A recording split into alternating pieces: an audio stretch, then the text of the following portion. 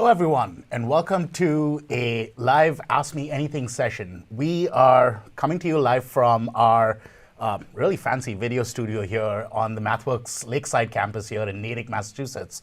My name's Connell D'Souza, and I work on the student programs team. A big part of what I do every day, I come into work every day, is to try and help students, you, be successful with using MATLAB and Simulink. I'm joined today by my colleague, Eric. Eric, please introduce yourself. Thanks, Connell. I'm Eric Hillsberg. I joined MathWorks about 2 years ago and am now in our marketing development group. So I help to communicate about our products, I help create videos, and I help to understand what our customers want from us in terms of what we create for our products. I graduated from the University of Michigan with a degree in aerospace engineering, so I'm trying to apply that as best I can. I don't say go blue, I'm sorry. Anyway, what are we here to talk about today?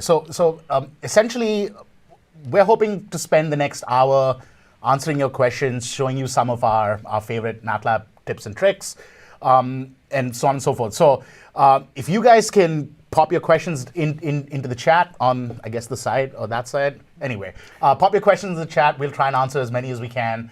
Eric, why don't we take a look at the chat and see if there are any questions coming in right now? Yeah, so it looks like we've got a couple questions already. The first one is how to solve an implicit equation in Simulink. Ooh, hang on to that. We're gonna open up Simulink in a little bit, and then we'll show you how to solve implicit equations. Absolutely. Yeah, there's another one in here. Someone is asking about what we can do with artificial neural network controllers. Excellent. Also, Eric, do you want to take that? Sure, yeah. So it depends a little bit about what you mean. We can do things like reinforcement learning, where we can teach an agent, like a neural network, to take controller actions. Or we can do something like using a neural network to have a reduced order model of our system and use that in something like a model predictive controller. So it depends a little bit about what you mean and what you want to do, what the best approach would be.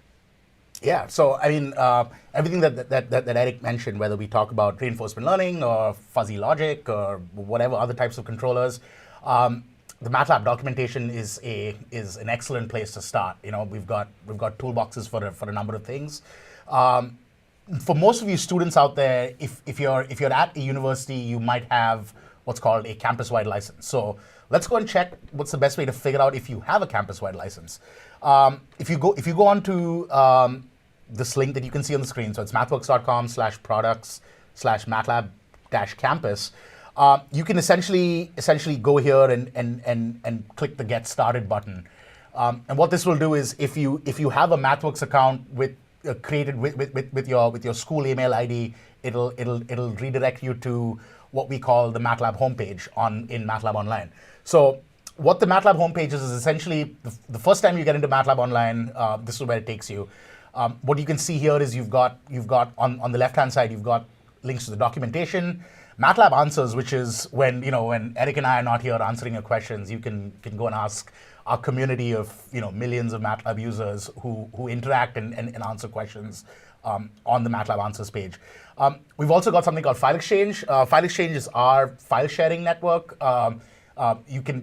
The good thing about File Exchange is now File Exchange connects to GitHub, so you can cross-post your GitHub repositories to File Exchange, and we can go and take a tour of that in a little bit.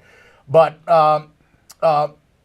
as Eric mentioned, the documentation is usually a good place to start looking for what you're looking for.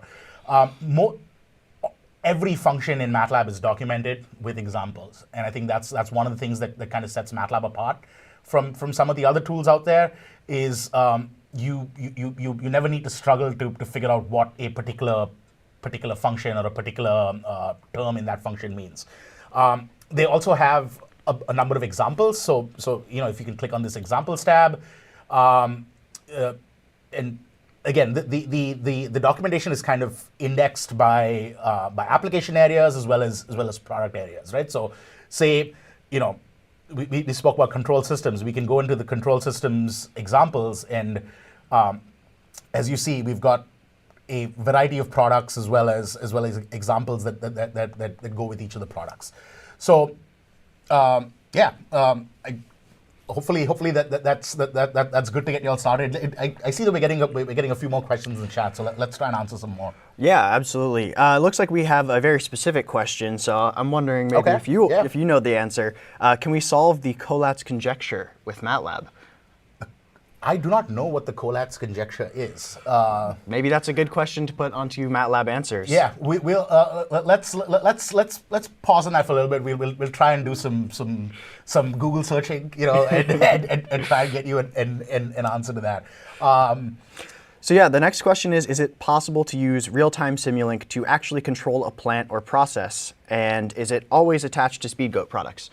Ooh, that's a very interesting question. Yeah, so Simulink real-time and SpeedGoat are essentially real-time simulation devices, simulation / production devices, right? So SpeedGoat at its base is SpeedGoat builds the real-time hardware, and Simulink real-time is essentially used to program that. A little bit later on, Eric's going to show you how to program an Arduino. You could follow a very similar process with the Simulink real-time and the SpeedGoat. Typically, what you do in a real-time simulation environment is you want to, in the realm of simulation, there's no concept of real-time, right? A computer will run a simulation as quickly as you want it to. Now, there are controls in Simulink that can help you what we call pace a simulation. But again, unless you're working on a real-time hardware system, it's kind of hard to actually, even though Simulink will tell you, hey, we're running the simulation in real time, it is constrained by the hardware. So when you use a product like SpeedGoat, like one of SpeedGoat's machines, you're able to have a hard time constraint in terms of making sure that the simulation's actually running in real time. And typically, an application of this is used for simulating various kinds of scenarios. Like let's say you're trying to simulate your electric vehicle. I'm just making stuff up. But if you were trying to simulate your electric vehicle and you want to have it go through a particular drive cycle, by putting your plant and your controller on a set of SpeedGoat hardware, you can ensure that your code and your controller is reacting in real time to the data that's coming into, or able to make decisions in real time. Right, and I know we do have some examples of this within our documentation. So we do. I can pull it up. All right. While he's doing that, looks like we have some other questions coming in. Vanch, I'm not sure I understand your question, so maybe you could rephrase it and we'll come back to it. We have another question about the artificial controller, asking what would be better, using a fuzzy logic controller, an artificial neural network controller, or a hybrid. And the answer to that is always going to depend on your application. So it's very difficult to answer that without understanding a little bit more about what you're trying to do. All right, and we have another question in the chat. For understanding MATLAB, do we need to know Python? What do we need to know to be able to understand MATLAB? Well, MATLAB and Python, I mean, at the end of the day, they're both programming, languages, right? So a lot of, it's kind of like if you learn one, you kind of, obviously the syntax is different in different languages, but in terms of concepts, it's the same. I think the best way for you to start learning MATLAB, and I can pull that up for you real quick over here, is again, as I said, if you have a campus-wide license, and if you're at a school that has a campus-wide license, you have access to self-paced online courses, right? If you don't have a campus-wide license, you can still take a look at the MATLAB on-ramp, which is a free 2-hour course that assumes you know nothing in MATLAB, right? So it assumes that you're an absolute beginner. It teaches you some of the semantics of the language, what the syntax looks like, what the MATLAB IDE editor, command window, all of that looks like, what they do. Similarly, for the Simulink on-ramp, again, assumes you have absolutely no knowledge of what Simulink does, what Simulink can do, and it'll kind of build up your knowledge with a combination of videos plus code-along kind of exercises that you can take. The other things that you can look at is you can also look at Simulink fundamentals. Simulink fundamentals and MATLAB fundamentals are both longer form courses, so they are, you know, they're typically longer, take you into a little bit more detail with the product and so on and so forth. Right. So we have some more questions. Another question is, when we're trying to do sensor fusion, for example, using an extended Kalman filter, how can we determine a drone's position by using optical flow sensor data and barometer sensor data? So I'm not sure if we have any documentation examples that go over exactly this use case, but we do have some documentation examples that go over using the barometer sensor data within an extended Kalman filter, as well as, I think, some optical sensors, maybe not necessarily together. Perhaps looking through our documentation might help you find exactly what you're looking for there. Actually, if you're interested in something like that, again, I'm not sure on the specifics, but I know that we support the Parrot Mambo mini drone, and the Parrot Mambo actually uses a combination of a barometer and an optical flow sensor to measure. To measure movement, right? So the optical flow sensor is what's measuring its motion in the XY plane, if you will. We have a. I'm gonna try and pull that up real quick because I know that we have a support package for this. So I can talk a little bit about support packages now, which is it's on File Exchange. If you I'm trying to find the search bar. There it is. If you look for the Parrot Mambo support package, you can download this within your MATLAB or Simulink product. You can't use the MATLAB Online version for this because MATLAB Online does not support a lot of hardware at this point. I mean, I know that it'll change in the future, but download this onto your MATLAB desktop, and then you will get access to a model which has it has the physics of the drone, but it's also got the sensor fusion element of it, where it's taking in that optical flow sensor data and the altitude sensor, right, which is in most cases a barometer. Awesome. Yeah, I think we should, I love that we've got so many questions coming in, but why don't you let's take a pause on the questions for a couple minutes, and let's actually open up MATLAB and see what MATLAB looks like and so on and so forth. So absolutely. Again, coming back to the MATLAB home that I was showing you all earlier, if you click on the Open MATLAB Online button, it'll take you to MATLAB in a browser, and also we've got dark mode, so we've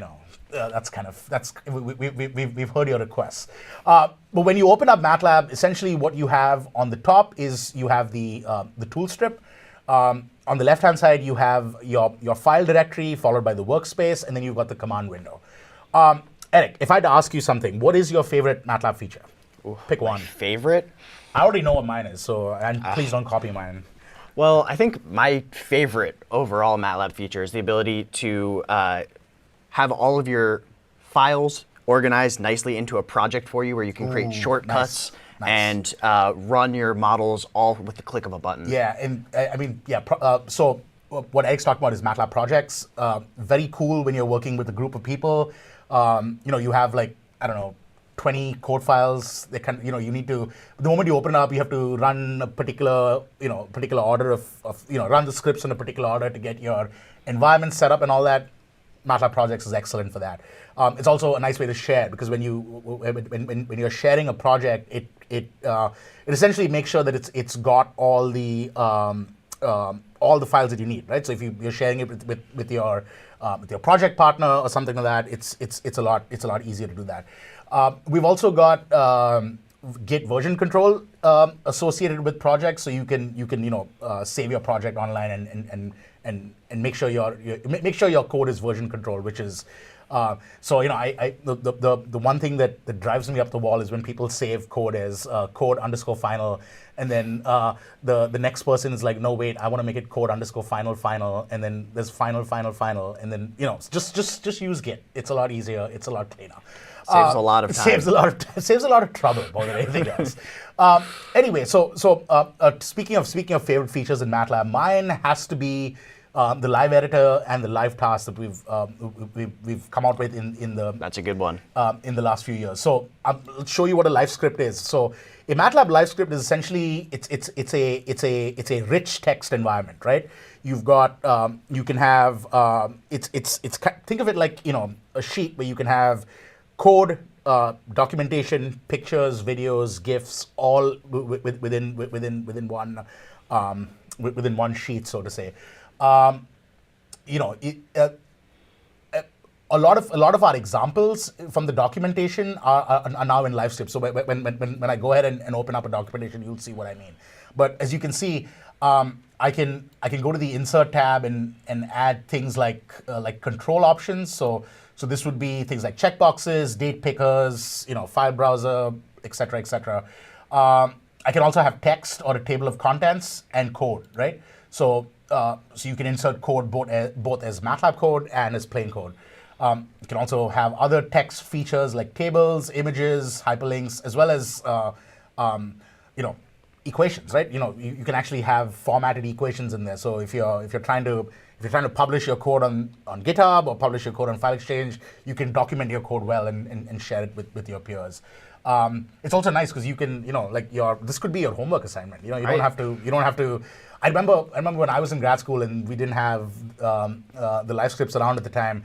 I had to write everything in Word and then write all my code in MATLAB and then copy paste the code into Word and copy paste the plots, and it was like I could have saved half my time if I didn't have to do that. I spent a lot of time writing LaTeX. Yeah, there you go. Okay, so another new feature that we've added recently to the MATLAB live scripts is MATLAB live tasks, right? So essentially, what a live task is if you've got a piece of code that's repetitive, things like importing data, creating plots, cleaning missing data, etc. We've essentially packaged that for you as a task. So the one that I'm going to show you today is the solve ODE task. So when we pull this up, and let me just adjust my view here so you can see more of it. Yeah, this is a really awesome live task. I wish we had this when I was still in school.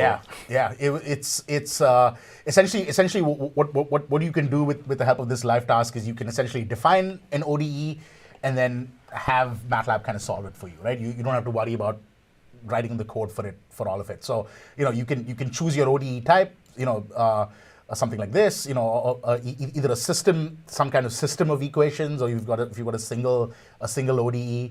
There are some options that you can play around with. We can talk about advanced problem details, solver options, so on and so forth, and then display results. But like everything with MATLAB, every time you with these tasks, there is code running under the hood, right? The good thing is the live task actually exposes the code for you, so you can copy the code, paste it somewhere else. So. Yeah. So what I'm going to do is I'm going to show you how this live task works. I'm going to pull up an example. In the meantime, let's take a look at some of the questions that we're getting. So yeah. So we can keep answering some of your questions. Absolutely. So the next question in the chat is asking about writing transfer functions in Simulink and then generating PID code for the Arduino. So actually, a little bit later on, I'm going to show you how to do that. We're not going to be generating PID code for the Arduino, but I'm going to show you how you can deploy a very simple example that we have onto the Arduino to control a servo. All right. Another question is, can we make digital twins of machines using MATLAB, and what is the process? Interesting. Digital twins. So essentially, when you talk about digital twins, it's a mathematical representation of your system, right? So you can essentially have a digital twin of anything. You can have a digital twin of that servo that you've got sitting there, or you can have a digital twin of a massive power plant or an electric vehicle or a drone or whatever.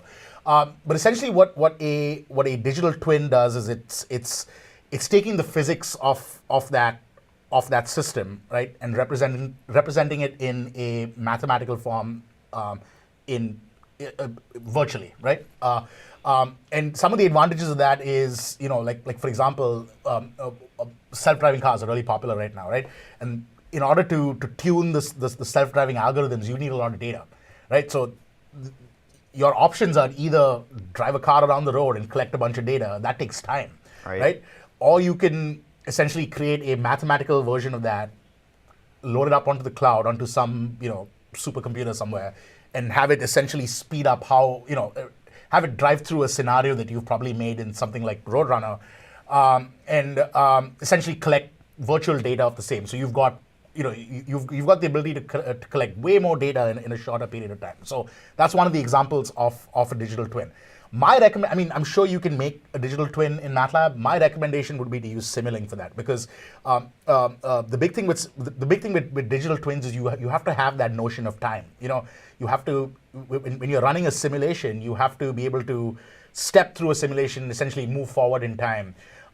With MATLAB, a lot of that you'd have to write that yourself, but Simulink is built for that. Like Simulink's got, it helps you say, okay, hey, here is my function. Run it for 1,000 seconds, or 10 years, or whatever number you come up with, and Simulink is able to do that for you without having to make you kind of figure out what the time step is, figure out what the if you need a shorter time step or a longer time. Like Simulink solvers are able to do that for you. So my recommendation for digital twins would be to pick that Simulink and model-based design workflow for it. Right, and if you are working with a system that may be really complicated, but you know what makes up that system, you can use something like Simscape, where it's even easier. You can select the components that are within it. As long as you know some general parameters of what those are, you can model your system a lot easier than writing out all of the complicated equations.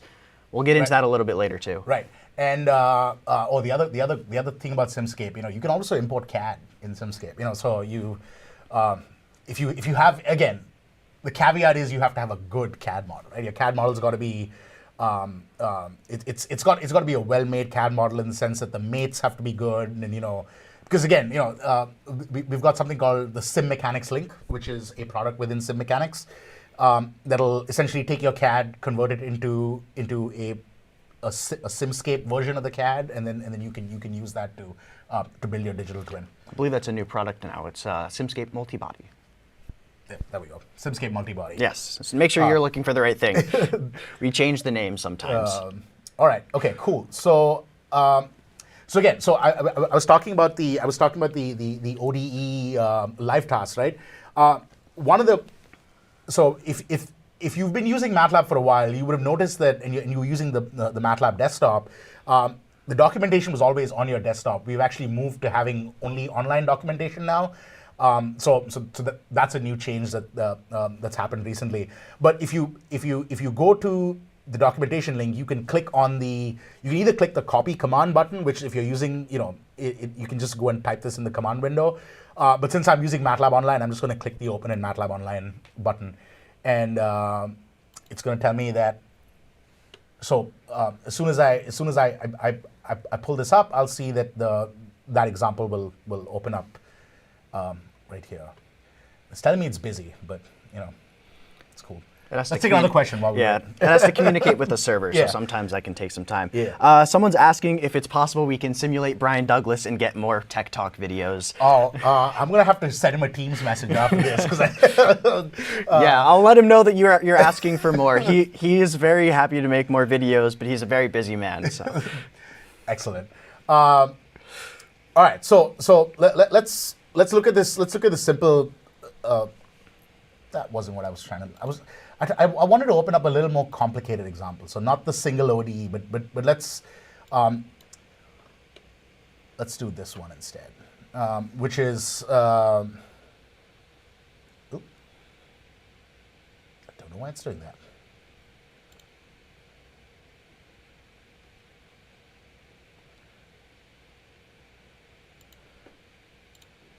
Oh, there we go.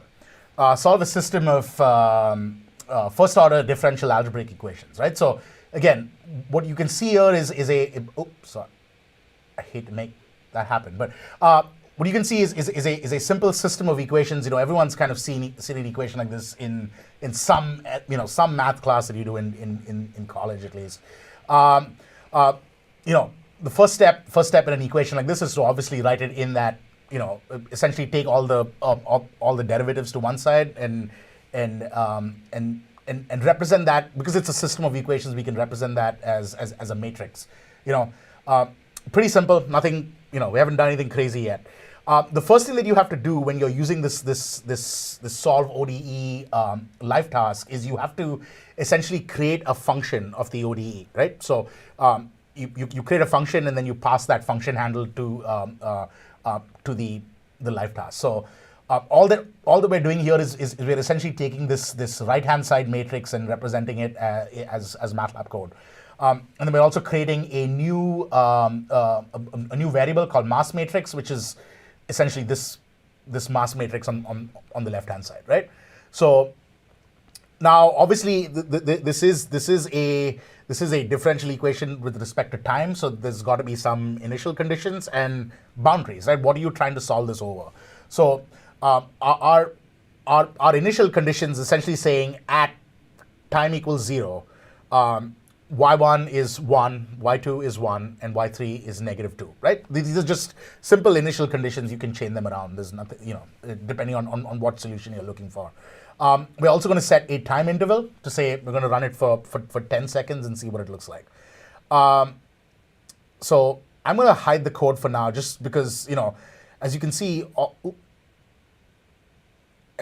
of this this code is a little, there's a significant amount of code, right? But why write code when you can point and click at things, right?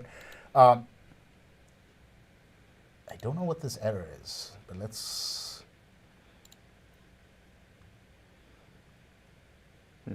Oh, there we go. I didn't open for a second. But anyway, so when we get back to the solve ODE, let me try and enlarge this. All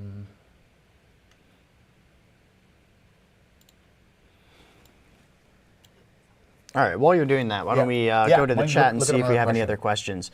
So someone's asking, what are the common factors in choosing between MATLAB and Python, especially for control topics?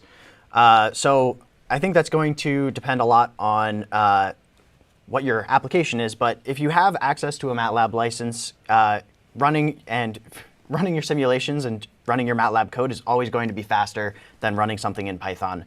Python is an interpreted language in the same way as MATLAB is, but it doesn't have the back end that we do to be able to run your code faster. So if you're running really large simulations, you're probably going to want to do that within our products. Another big factor is if you're trying to deploy that code afterwards. The code generation tools that we offer are really, really helpful in making that process easier, so you don't have to hand code yourself. Yeah, I think the you kind of spoke about code gen and all of that fun stuff. But I think the one of the differences between MATLAB and Python is we've got specialized libraries that are actually developed by engineers, by domain experts, and they're well documented, right? So you can essentially you pull up an example. You can run through that. We spoke a little bit about Simulink's simulation capabilities. If you're trying to write a simulation in Python, there's a lot of heavy lifting and kind of what we call housekeeping work in terms of ensuring that things like the timing aspect of it is working and stuff like that. So you have to do a lot of that yourself, right? Whereas Simulink's got these solvers that are able to do all of that for you. And then of course you have the code generation piece of it. So for those of you that are not familiar, code generation is essentially, as we've spoken, MATLAB and Simulink are both high-level languages. It sort of enables you to write code almost in English or write code in the form of blocks in Simulink. But when you want to run that code on, say, a tiny little robot that's got a small little battery with like a Raspberry Pi running on it or something like that, you cannot and you should not be running MATLAB in that instance. You want to get to the code that's native for whatever hardware board you're using, and that's what code generation is. So we have a couple products called Simulink Coder, MATLAB Coder, and Embedded Coder, and what these three do is that they help you essentially convert your MATLAB or Simulink models into low-level C, C++. If you are interested in CUDA, we've got something called GPU Coder, which will convert your MATLAB or Simulink code into CUDA code that is native to the NVIDIA GPUs. Similarly for PLC, for things like the Xilinx, you've got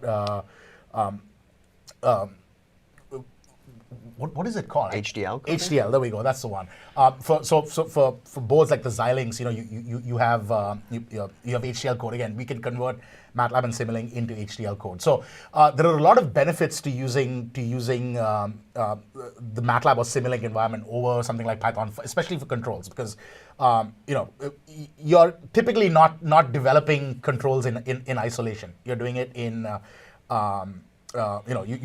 it's tied to some simulation environment, which there are other aspects of it which make MATLAB and Simulink a little more attractive. Okay, I think I've got this running, so I'm going to show you how this live task works real quick.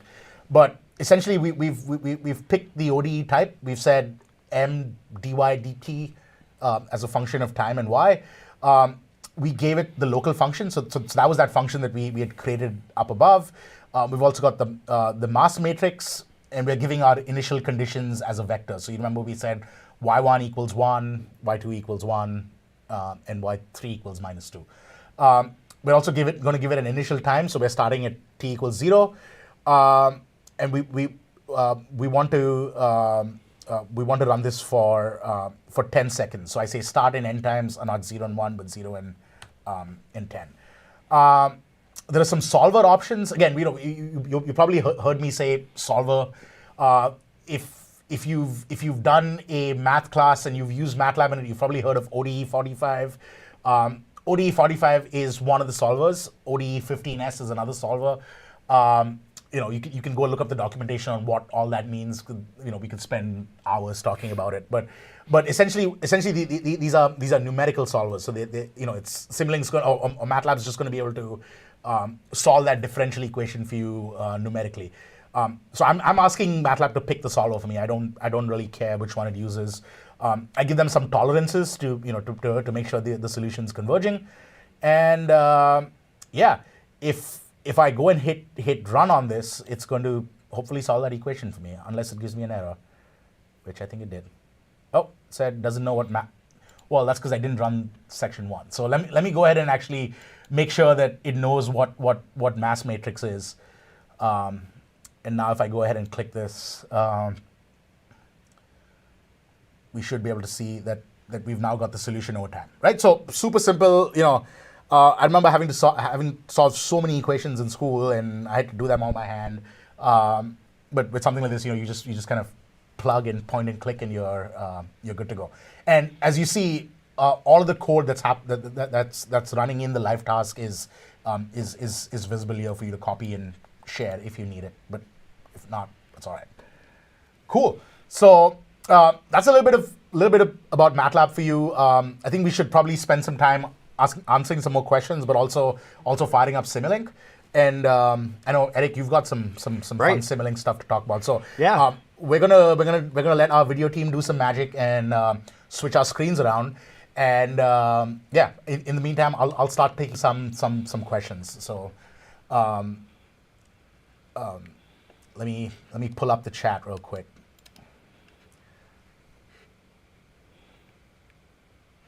All right.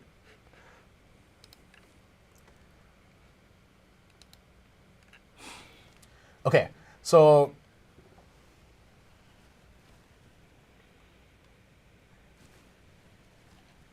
Vikas is asking us, saying that he has to build a drone using Simulink and port the code over to an STM32.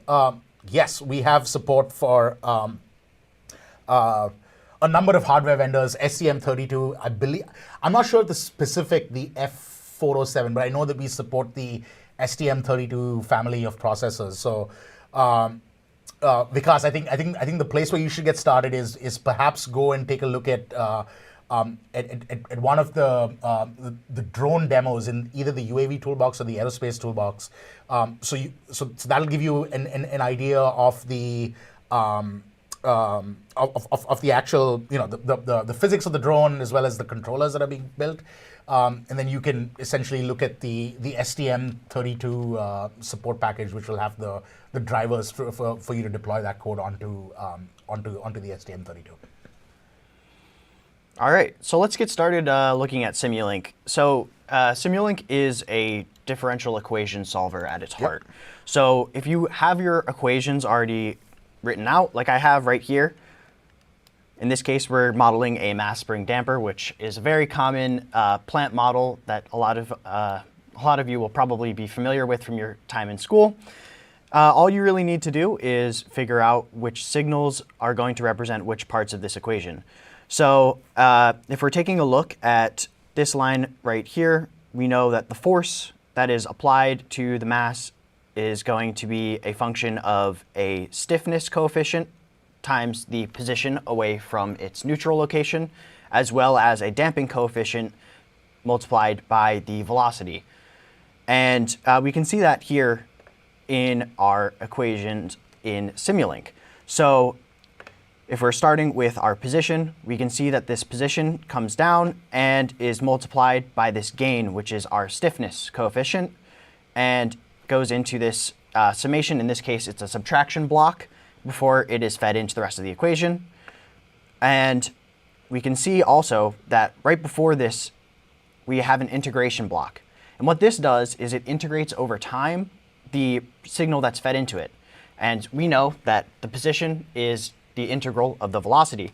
So what we're feeding into this is the velocity. If we follow the velocity term, we can see that's being multiplied by our damping coefficient. And both of these two terms are then fed into this gain that is multiplying 1 over the mass. So if we're looking at F equals ma, to be able to get our force calculations or our accelerations, we need to be able to divide by the mass. So that gives us our acceleration, and we integrate that to find our velocity. This is kind of like a Lego, like a little Lego kit for differential equations, if you will. Right. Yeah, it's great because as long as you know what equations you want to model, you can build them out really nicely. And one of the great features here is if you're trying to find a specific block, you can double click on the background here and type in and find whatever you wanted to do. So if I wanted to create some kind of model predictive controller, oh, I guess the block is just called NPC. There we go. NPC controller. I can just search for it nicely and it'll come right up. So as we were talking about earlier, we also have, oh, and here's the parameters that you can mess with to be able to decide what you want to put into your NPC controller. All right, so as we were saying earlier, you can model things not just in Simulink, but if you actually know what that system is made of, you can model it in Simscape. So what we have here is a mass spring damper system modeled in Simscape. So what is the difference between Simscape and Simulink, like in terms of, how would you correlate that to the real world? Right. So with Simscape, we provide components that are correlated to the real world. So in this case, we have a spring and a damper, and you give the coefficients, like the damping coefficient and the spring stiffness, and you put those into there. And you can also deal with things like nonlinearities. We've stayed away from that for this case, just to keep it a little simpler. But you can model these just by putting them together. In this case, we're using the Simscape mechanical library. And so we have our mass, and we have our spring, and we have our damper right here.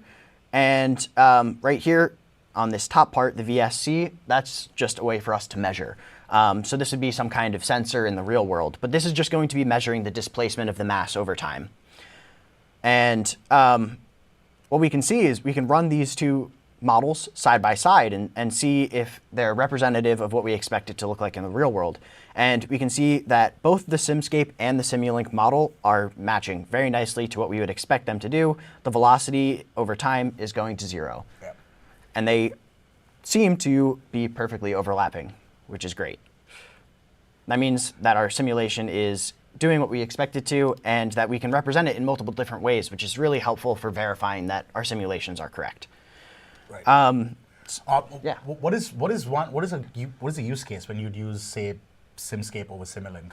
Right. So if you have a really complicated system like a spacecraft, and you don't know how that spacecraft is going to behave, but you know what the components are made out of, you can start building out your Simscape model to be able to create a Right. representative model of what that is without needing to know all the underlying equations. We call this physical modeling because you're putting together pieces and Physical representing pieces, it right. with physical equations under the hood, rather than having to figure out what all of the mathematical representations are, which can be a pain. Yeah. Do we have any other questions we'd like to? We do have some questions. So Goosebumps TV is asking us, I would like to master image processing and image registration in MATLAB. Any tips for a complete beginner? We were talking about on-ramps earlier. I'm just going to go and look for that real quick, but I believe there is something on that for you. So we've got a computer vision on-ramp, which I'm going to have our my lovely friends on our video team send that over to you in the chat. But we've got a computer vision on-ramp, which kind of, again, assumes that you know nothing. I guess it assumes you know how to use MATLAB at this point, but you're kind of a beginner to computer vision. We don't have one for image processing, but I believe that I can look this up real quick. I believe we have a more longer form course. So if you're at a school that has a campus-wide license, you can access that from there. Right. I think actually on our YouTube channel, we had a video go out today about this topic. So definitely check that out. And look through our documentation. There's a bunch of examples in there about image processing and computer vision. There's a number of videos on the topics. It's just that you're going to have to kind of find your way through MATLAB's videos. But I'm sure if you type those topics into MATLAB, into mathworks.com, you'll be able to find that real quick. Yeah. All right. Let me look up another question while I get those links out to you.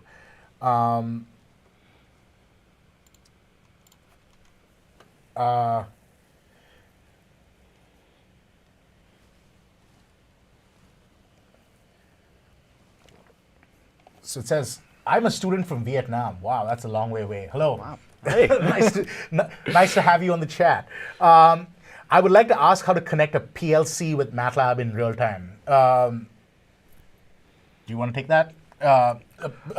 Essentially, for PLCs, we have similar support packages.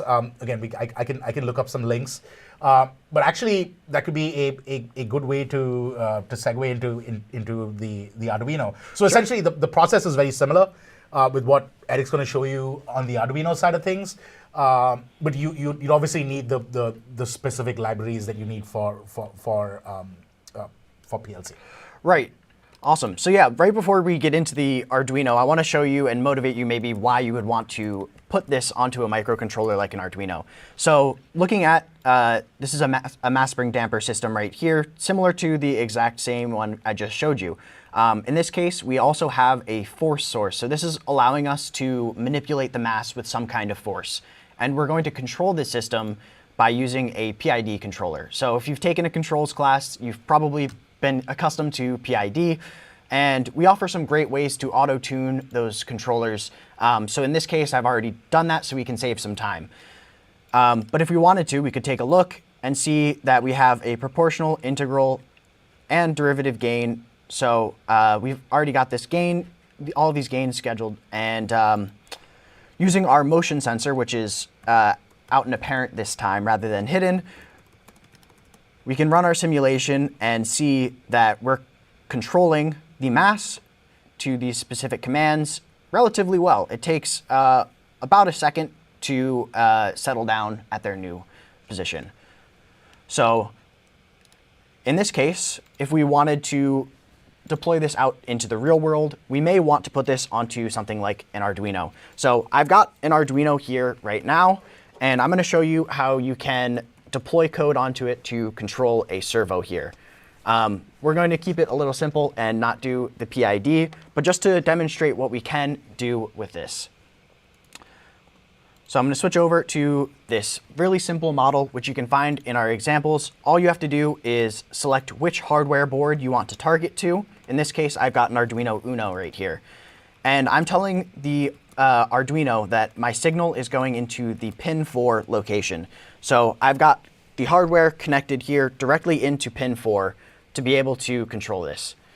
And as we spoke about earlier with code generation, I'm just going to be deploying code Right. with the click of a button here. So we're going to be changing the shaft angle of the servo in a ramp back and forth. And all I have to do is click build and deploy. So I'm going to wait for that to deploy here. And while it's doing that, get ready for you guys to be able to see. This takes some time because we're trying to generate C code here from our Simulink model. Yeah, so essentially what's happening under the hood is it's going to convert that, and it's There it working. goes. So So yeah, you can see the servo is moving back and forth just as we expected it to. And one of the great things also with code generation here is that we can take a look at all of the artifacts that were generated. So we can take a look at some of the C files that were created, and we can go in and analyze which parts of this are mapped to which parts of our model, especially as our code generation gets more complicated. Right. This can be really helpful in debugging and figuring out what's going on. Right. Our recommendation, though, in a case like this is, if you want to make a change to the code, avoid changing the low-level code. You want to go back and make the changes in the high-level model, right? Right.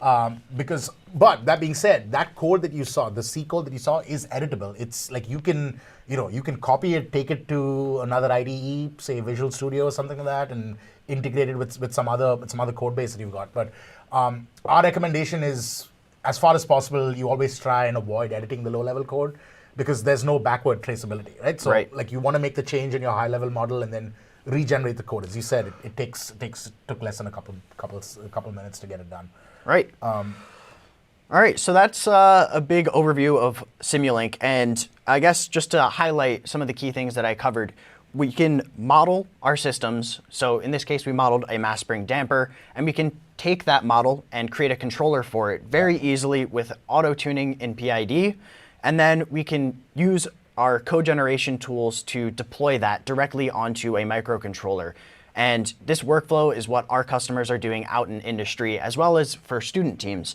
So this is a really, really key benefit of being able to use Simulink and model-based design. Yeah. All right, I think we have a couple more questions. We've got a lot of questions. All right. So, all right. So Kim asked this question: for drone positioning, I only see the example file where they use GPS plus IMU sensor data to determine the drone's position, and they use filter equals INS filter mag. Kim, that's a little too specific for us to be able to probably answer that here, but I do recommend using maybe going to MATLAB Answers and posting your question there. As you said, there are a number, millions of MATLAB Simulink users around the world. I'm sure someone will be able to look at this more specifically and answer that question for you.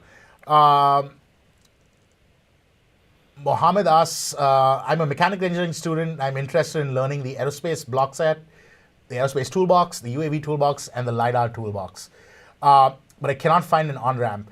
Yes, we are actively in the process of making more on-ramps. So, I'd say keep checking back with the on-ramp page, and I know our training services team is working with full gusto towards getting as many of these courses out for you.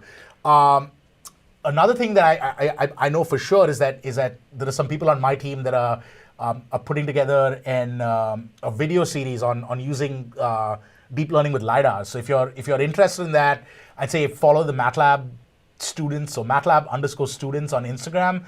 We'll definitely post on it once it's out, but that's in the works, and we should have something ready for you soon. Also, another way to actually learn these toolboxes is just go and explore the documentation, as well as look up some of the videos that we've got on mathworks.com. Or YouTube. There's a number of videos on these topics that'll help you get started. Yeah, go ahead. Yeah, absolutely. And I know personally the aerospace team is definitely working on trying to figure out if we can get an on-ramp for you guys, because I know that's something that has been requested. Okay. We have a question on, so someone's called me a professor. I never thought I'd ever hear that in my life. Professor Connell. I'm reaching out to seek guidance on beginning my journey with Simulink for power electronics. I have a good on-ramp for you, so I'm gonna pop that to you in the chat. But we do have a power, I believe I think it's power electronics. Yeah. So within Simscape, we actually have a few different domains. One of those is electrical, and we have an on-ramp that specifically talks about this. So I think Connell's going to get you a link to that in the chat. Yeah. But yeah, definitely go check this out. I've personally used this on-ramp, and it was very helpful in helping to understand how you can do these kinds of workflows. So we've got a power electronic simulation on-ramp, which I'm going to have my friends in the video team pop a link out to you. And we've also got a power systems on-ramp. So, both of those are things that you can get started with. Obviously, again, assumes that you're definitely a beginner in that. And then once you get through that, there's a number of videos on mathworks.com that you can go and, deepen your knowledge with that. I highly recommend that before you get into this, you probably take a look at the Simscape on-ramp as well as the Simscape battery on-ramp, because Simscape is a little different from Simulink in the sense that it's almost like the sort of signal lines that you see between Simscape and Simulink are different, and so if you're a Simulink user, it takes a little bit of understanding to figure out how those connections work and what is the difference between a physical connection and a signal. So I'd say take a look at the Simscape on-ramp as well. But definitely power electronics and power systems are two things that you can look at. Yeah, absolutely. And just not to harp on this too much, but the on-ramps are a great tool. As I was on-ramping within the company, I used those to really beef up my knowledge of our products, and they were awesome. Yeah. Someone says finishing courses on the Simulink on-ramp would be helpful. Yes. But actually finish them, don't start. Right. Like, but yes. I think the on-ramps are amazing. I'm so happy that I don't have to go and teach people introductory stuff anymore, because we've just got like these very, very highly well edited and well produced on-ramps, which are I know professors. We work with a lot of professors. They hand that out as assignment 0 in their classes now. Because it's like it's really amazing. These on-ramps are really good. Okay. I'm trying to look if we have any more questions. But I think in the meantime, what I'm also going to do is I'm going to and I know we've spoken a lot about learning resources, but I want to show you a couple of other cool things that maybe might get you interested in using more MATLAB and Simulink. So we're going to go ahead and switch our screens. There's going to be some real magic happening. Yeah, behind the scenes, they do a lot of great work for us. But as soon as my computer decides to come back on,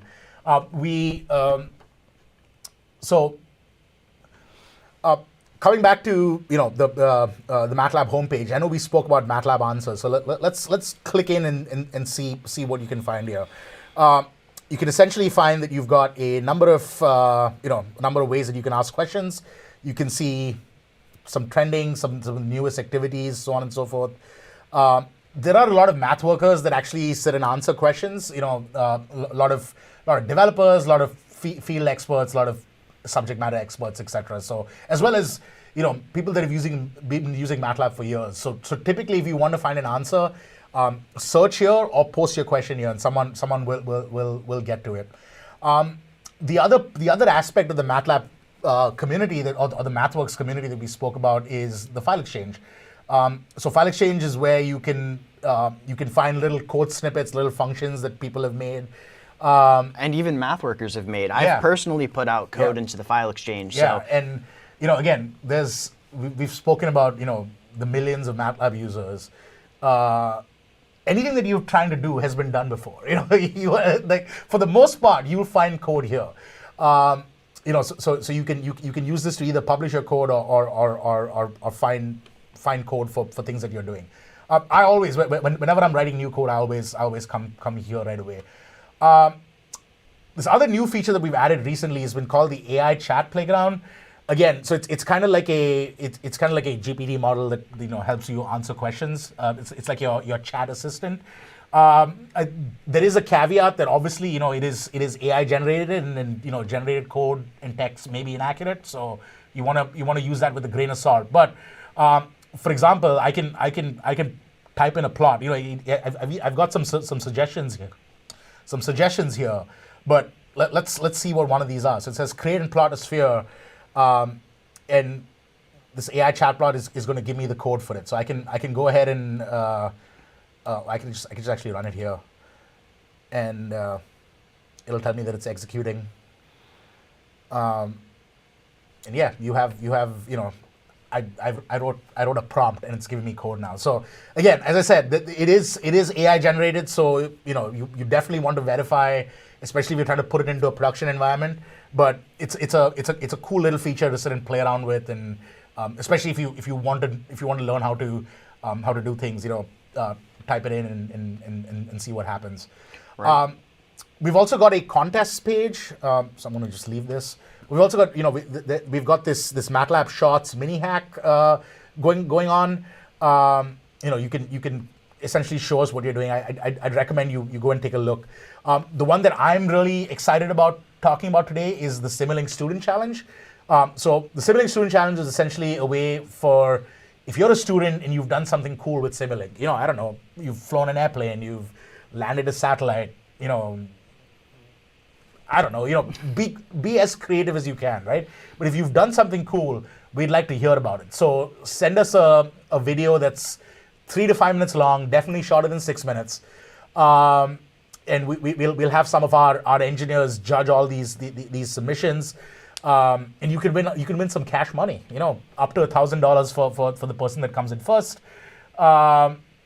Here are some of the dates that are important for you. The submission deadline is we're about 2 months away from the submission deadline. So if you've done something cool in Simulink, you still got 2 months to try something cool in Simulink. Right. Please send that over our way. You can find the Simulink Student Challenge. We'll pop in a link in the chat so you can get to that. But yeah, upload your video to YouTube or Bilibili if you're in China, and send us the video, and we should be, we'll hopefully you win something. But we do this every year, and the Simulink Student Challenge 2024 is live. All right, I know we're almost at the top of the hour, so let me go and look at the chat real quick to see if there are any questions available. Right. And yeah, so we'll probably hang around for five minutes or so. So if you've got any more questions, it's your last chance, and we'll try and answer as many as we can. Right. So we've got another question. They're asking about controlling electric motors combined with a CVT, so a continuously variable transmission, to control using the fuzzy method. I assume they mean fuzzy logic. Yeah. So they're trying to use Simscape and Simulink to figure out the efficiency of that and compare it to a conventional motor. I know actually on the file exchange, we've just put out a model that involves a CVT. It doesn't involve fuzzy logic as far as I know, but it covers heavy machinery. So I believe it is there's a model of both a bucket and a bucket loader and a backhoe. I can look that up. Yeah, and I believe our wonderful math worker Steve Miller spearheaded those with some help from some other people within the company. All right. We have another question. Somebody is wondering about blocks. There's so many of them. How are they supposed to know what they mean in the beginning? How are they supposed to be able to parse through all of this? Ooh. Can you repeat that question? I don't think I caught that. So they're wondering about blocks. I assume they mean within Simulink. There's so many of them. When they're getting started, how are they supposed to know what they mean, and how are they supposed to decide which blocks to use? Yes, that is very interesting. That's a good question. I do think there is a learning curve with Simulink, right? Like you have to you have to kind of figure out what's possible and what's not. But I feel like there's a learning curve with everything. Like the first time you learned MATLAB, you didn't know all the functions in there, but you have the documentation. So go ahead, check that out. And I think I think what I use, Eric, you showed the sort of block finder view in Simulink. When I first started using Simulink, I always preferred going to the library browser. So if within Simulink, if you look at the tool strip, you'll see something called the library browser. You click on that. It kind of gives you a more, it kind of breaks down the blocks for you in terms of, the aerospace toolbox has so-and-so blocks. Or within the aerospace toolbox, I've got atmosphere models or guidance, So I actually, if I have MATLAB open, let me show you what I mean by that real quick. Right. Yeah, but yeah, it's essentially you're able to visually sort of see, okay, this block kind of fits in with the aerospace tool, or at least I know what's available. So I used to, when I was first starting out, I definitely preferred going to the library browser to find these things. But yeah, I'd say check the documentation. That's the way to go. Right, yeah, definitely look through the examples in the documentation too, because if you have something specific in mind that you want to do and you don't know how to do it, we probably have an example that covers something at least related to that. Yep. That was how I learned a lot about how to use Simulink, was looking through our examples and figuring out which blocks are used where. And I still even do this sometimes today, just going directly into the product and finding those examples. Yeah. I'm just gonna, once this opens up real quick, I'll show you where you can find the library browser. But yeah, let's take a look at another question. All right, so it looks like we've got only one more question left so far, but if you have more questions, definitely send them in. How about explainability with deep learning models? How do we provide explainability? Ooh, that's a tough one. It's a tough one. Well, I'm not really an expert on deep learning, but I know that we have a number of tools where you can essentially expose layers of the model, right? So if you've got a deep learning model with a number of layers, you could kind of expose the model at different stages to see what the outputs are. But I do feel like explainability of AI models is perhaps out of the scope of the MATLAB toolchain. I think that's more of a, it goes a lot more into how the model's actually built, and so on and so forth. So maybe I can look up some resources for that. Yeah, but I think Heather may be working on that. Your good friend Heather Gore. Oh my, yeah, we can. We could definitely follow up with that question. I'm not the best expert of this. But anyway, so as I said, this is the library browser, and we've got another question that says, "What's your favorite Simulink block?" Ooh, you take first pick. I think my favorite, well, my most used is obviously the gain block because it is everywhere. My favorite is probably the 6DOF block within the aerospace block set. Ooh, that's a good one. It is fantastic for being able to simplify modeling really complex systems. Just being able to provide a force and moment at any given time and have it spit out all of the necessary information about how to even about how to convert between different frames is so valuable. For me personally, I think any of the device driver blocks from any of the support any of the hardware support packages, because I am not a programmer. I'm a mechanical engineer that needs to program hardware every now and then, and I do not understand C, C++. I do not understand device driver, so I'm glad someone else does it for me, and I can just copy a block. Somebody is wondering about getting their MathWorks account created and they weren't sent a code. So I wonder if maybe we can follow up afterwards with them specifically and see if we can figure that out. Yeah, maybe if you can, I don't know what's the best way to reach out to us, but yeah, I think you can contact our customer support team, and they might be able to help you with that. Yeah. But would you like to show about the library browser? Yeah, so as I was saying, library browser, you can click through this. It sort of breaks it down by type, and then you have the blocks here, right? So it's a little easier to find it as opposed to typing the name in, and because you have to actually know the name to be able to find it like that. So yeah. Yeah, I think that's all that we have time for today. Thank you so much for hanging out with us for the last hour or so, and smash that like button, hit the subscribe button, do all the good things. Absolutely. If you have more questions, if you're watching the stream after the fact, you have more questions, drop them down in the chat. We'll try and answer them in the next few weeks. But yeah, thank you for hanging out with us, and we hope to see you again.